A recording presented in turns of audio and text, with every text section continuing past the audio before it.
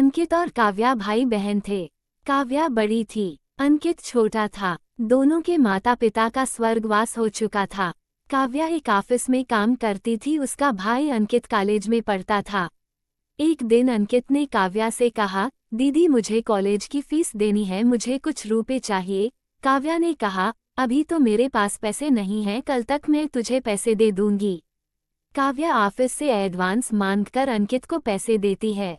वह अपने भाई को अफसर बनाना चाहती थी, इसलिए वह दिन में ऑफिस में काम करती थी और शाम एक घर में काम करती थी। कुछ दिन बाद अंकित की पढ़ाई पूरी हो गई। एक दिन अंकित ने घर आकर काव्या को बताया, दीदी मुझे बहुत बड़ी कंपनी में मैनेजर की नौकरी मिल गई, अब तुम काम करने नहीं जाओगी। ये कहकर वह जिद करने लगा। हार कर काव्या मान गई और उसने काम करना छोड़ दिया। अब वह केवल घर संभालती थी। ऐसे ही समय बीत रहा था। एक दिन अंकित ने कहा, दीदी मैंने कुछ रुपए जोड़ लिए हैं, अब मैं आपकी शादी करना चाहता हूँ। ये सुनकर काव्या ने कहा, नहीं भाई, पहले मैं तेरी शादी करूंगी, जब घर संभालने वाली आ जाएगी तो मैं भी शादी कर लूंगी। काव्या ने एक अच्छी सी लड़की देखकर अंकित की शादी कर दी। आशी को भाभी के रूप में पाकर काव्या बहुत खुश हो रही थी। धीरे धीरे आशी ने पूरा घर संभाल लिया। तीनों बहुत खुशी से रह रहे थे।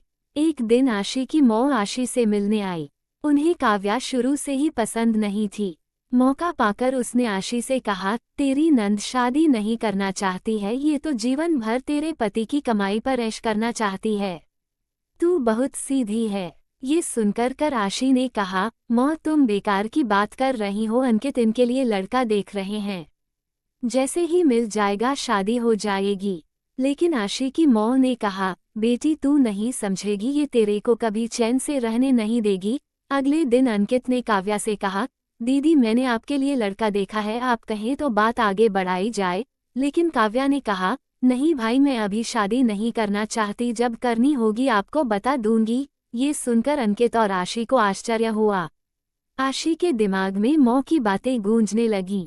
उसके बाद आशी का व्यवहार काव्या के लिए बदल गया। वह अंकित को सामने कुछ नहीं कहती, लेकिन अंकित के जाने के बाद काव्या से छोटी छोटी बात पर लड़ती रहती। एक दिन काव्या कहीं गई थी अकेले में। आशी ने अंकित से कहा, दीदी शादी क्यों नहीं करना चाहती? कहीं ऐसा तो नहीं तुम्हारी बहन हमेशा हमारे ऊपर बोझ बनकर बैठी रहें?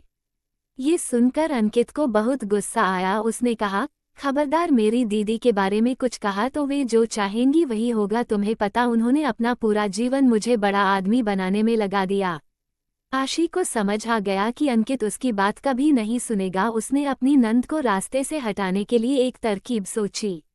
एक दिन आशी ने काव्या से कहा, दीदी काफी दिनों से मैं कहीं बाहर नहीं गई हूँ, कल हम मंदिर चलते हैं।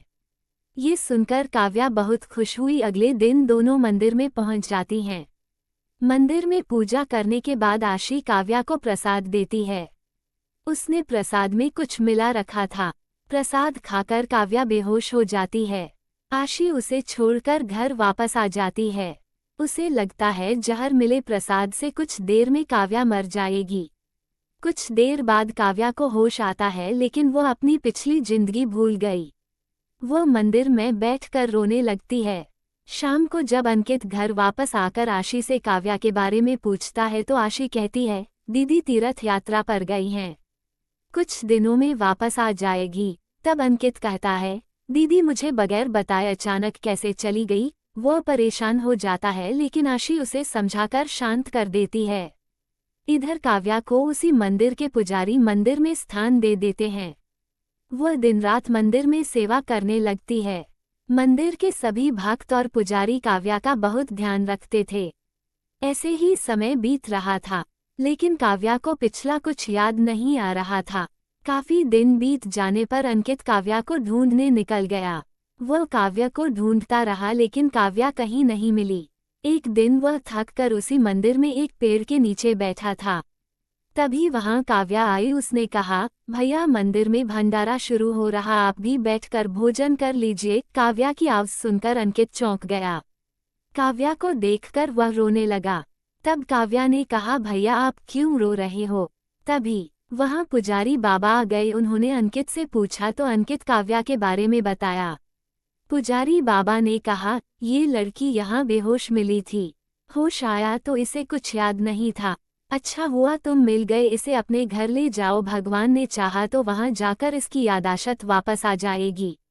अंकित ने काव्या को चलने के लिए कहा तो वह रोने लगी और जाने से मना कर दिया, लेकिन अंकित जिद कर रहा था।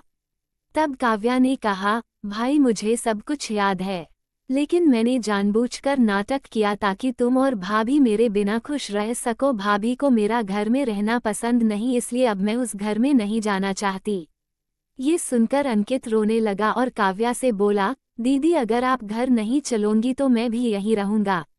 उसकी बातें सुनकर काव्या घर आने के लिए तैयार हो गई, लेकिन उसने अंकित से कहा, मेरी एक शर्त है, तुम भाभी पर गुस्सा नहीं करोगे। अंकित मान गया और काव्या को लेकर घर आ गया।